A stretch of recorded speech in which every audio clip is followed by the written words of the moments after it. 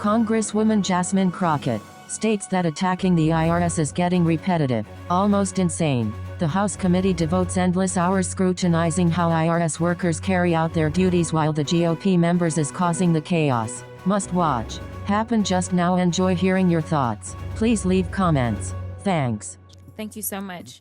I'm going to pick up right where Representative Connolly left off. Speaking of resources, was your budget reduced in the debt ceiling agreement that was achieved a few months ago? Yeah, the modernization budget was reduced by $21 billion. I'm sorry, what did you say?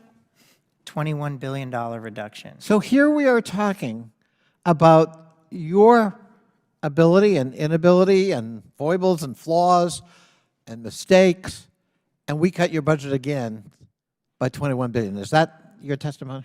That is. Out of curiosity, do either one of you know the definition of insanity? I think you're referring to doing the same thing over and over again and expecting a different result. Oh, okay. That's exactly what I was referring to, and it sounds like that is what this party is good at. But I want to talk about the theme of the day. Commissioner, you have said over and over and over the word complicated. I was not keeping a tally, but you said it a lot. So I want to work with this word a little bit. I have a list of items. I would like for you to let me know if you believe they are complicated or not. Tax returns. Complicated. Operating the IRS without proper investment. Complicated. Recruiting workers in this antagonistic environment. Complicated. Auditing millionaires and billionaires. Complicated. Okay, so it sounds like you've got a complicated job. I do. And it also sounds like you have to know something about math. My colleague brought that up as well. It sounds like you need to be at least somewhat decent at counting to be with the IRS. Yes? Yes. You'd agree? Okay. I'd agree. You know, it's so weird because my colleagues on the other side of the aisle wanted to call this hearing. This is not our first, it's not our second. I've actually lost count myself of how many IRS hearings we're having, and they seemingly feel like they can fix your very complicated issues. But somehow they aren't good at simple math that would get them to a speaker, you know, right. So we've been 3 weeks without one. Let me ask you another question that may be another one of these when the math ain't math in situations. There was a looming government shutdown a few weeks ago. And interestingly enough, when I do the math, approximately a little bit more than 60% of the people that sit on this committee actually voted to shut us down. And by hardliner Matt Gaetz appears to be dead on arrival, certainly dead on arrival in the Senate. So where do we stand? Yeah, Speaker McCarthy is really caught between two things, trying to keep the government open and on trying to keep his job. And it's unclear how either will play out. One, on trying to keep the government open. He's still trying to pass a bill along party lines in the House, a Republican bill to keep the government open for a short period of time. But there's a problem. He doesn't have the votes to do that. Now, out of curiosity, for everyone that claims to care about their constituents, do you think it's easier or more difficult to operate as the IRS when, say, there's a shutdown? It is very disruptive to our operations. Very disruptive. Let me give you another number that is very concerning to me. That number is 24. 24 represents the number of days that we have before the continuing resolution that 60% of, and when I say my colleagues, I'm talking about across the aisle, not on this side. We were about at 100%. Actually, we were 100% on this committee that voted to make sure that the government did not shut down. But if in 24 days, we don't have a speaker because they can't figure out their math, and we shut down, is that going to help you answer more phone calls or less phone calls? A lot less. Oh, okay. All right. So it sounds like we have a lot of performative politics that is taking place because yet another number that was mentioned, and I believe you brought this number up, was $540 billion. You also talked about appropriations, and you talked about the fact, and I want to be clear about this $540 billion. This $540 billion is a net number, correct? This is not a net zero, like it's going to cost $540 to go get it. and that's how much we're going to get. We're talking about netting $540 billion.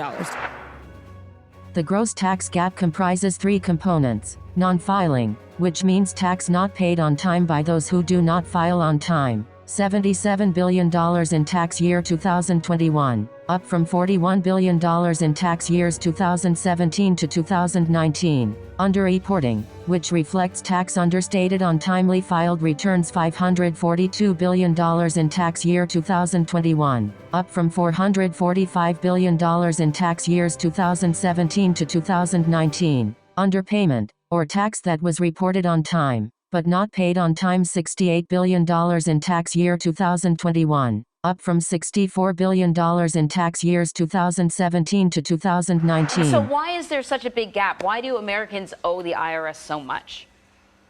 Well, thanks for having me. There are several reasons. One reason is that the IRS doesn't have enough resources to collect taxes that it already knows are due, and that's the 77 billion number you're talking about. The big problem there is that there aren't actually that many taxpayers who owe these taxes. These are people with very high incomes, over $1 million, over $10 million, and the IRS knows about them and still doesn't collect. And that's because it doesn't have enough resources. The other problem, bigger in terms of total numbers, is that some kinds of income are very hard to find. So people who pay salaries really have to comply because our employers withhold the money, they report our salaries to the IRS, or a little bit of interest that you get from a bank is reported to the IRS. So you kind of have to pay, and the vast majority of people do pay. But if you have accounts offshore, or if you have investments in partnerships and some complicated structures, or to be honest, at the bottom, if you are a gardener or you're a house painter or a childcare worker, a sole proprietor, or farm income also is subject to pretty low compliance rate. That kind of income is also very hard for the IRS to find. So most dollars of non-compliance are at the very top, but the opportunities are both at the top and at the bottom. And the vast middle pays all the taxes that we owe because we have to. So, and we will want to, but there's really no choice. right. So what's the IRS going to do to recoup their losses? So they are hiring. That's what they're doing. They got extra money in the IRA, in the Inflation Reduction Act. So they're hiring a lot of people, and they're focusing their efforts at the top. The Biden administration was extremely clear that the $400,000 pledge that they made, that no one's going to see their taxes go up with incomes below $400,000, applies even to non-compliance. So people who cheat on their taxes but earn less than $400,000 are not going to see extra enforcement by the IRS. But people who owe more will definitely see, and that's a very good thing, because the audit rates over the past 10 years for high-income taxpayers dropped 90%. So the audit rates at the top are extremely low, and audit rates for corporations that you mentioned also dropped a lot. So we really need more enforcement there, but it's going to take time. These are sophisticated structures, partnerships, offshore accounts are hard to find, easier now than before, but still not completely easy. So it's going to take some time for the IRS to get up to speed. 540 billion.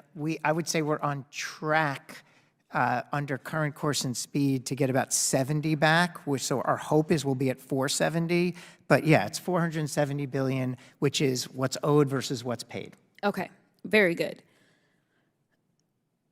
How is it that the American people should believe that the majority party has the ability to solve your complex issues when, number one, they don't pay attention to history, which was defunding this organization has not helped their constituents, but hurt their constituents? And let me add to that. The last time I checked, America is growing. So you were defunding your organization as we were ending up with more people, which means that you have more work, correct? Correct. More population, more filers, more changes to the tax code, and more complexity in how the economy operates. 2010, when our budget reduction started, we never heard of PayPal, Venmo, all these, payment platforms. The gig economy changes, and it's great, but we have to invest and be ready to be effective tax administrators as the world changes. That's why it's important to keep our funding at pace. I agree, and as the child of an IRS worker, I absolutely want to thank you for what you do, and obviously I always must send love to my mama. I thank her for what she does for the American people as well. Thanks for watching. Subscribe to Happen Just Now for more content about accountability of all public officials and policies and procedures.